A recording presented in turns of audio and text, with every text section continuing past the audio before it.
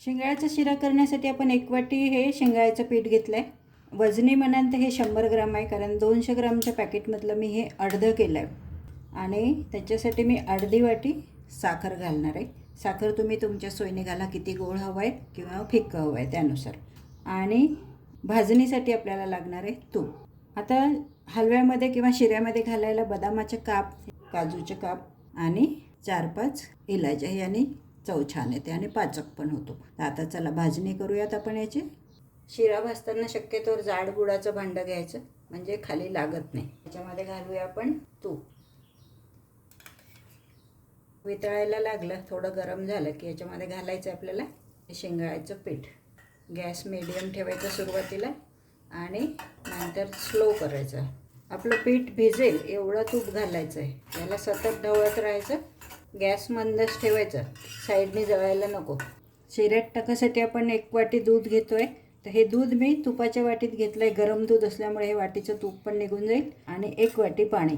तुम्ही पूर्ण दूध पण घालू शकता किंवा पूर्ण पाणी पण घालू शकता, हे ऑप्शनल आहे. या पिठाने रंग बदलला येतो. ऑलरेडी हे पीठ थोडंसं लालसरच असते, परंतु भाजून झालं की हे आणखी लाल होते बघा. आणि याला छान सुगंध येतो. छान तांबूस होईस्तोवर भाजायचं.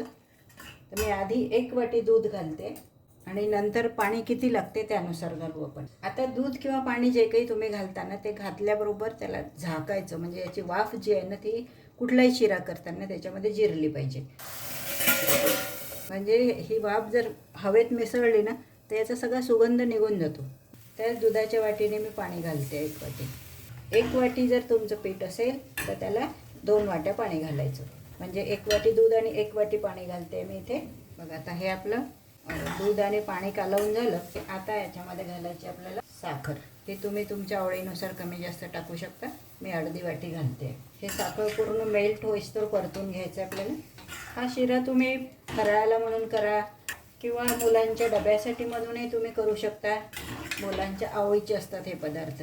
आता याच्यामध्ये घालूया आपण ड्रायफ्रूट. हे बदामचे काप घालते मी, काजूचे काप, हे किसमिस थोडेसे घालते मी. हे मी सुरुवातीला दाखवायला विसरले.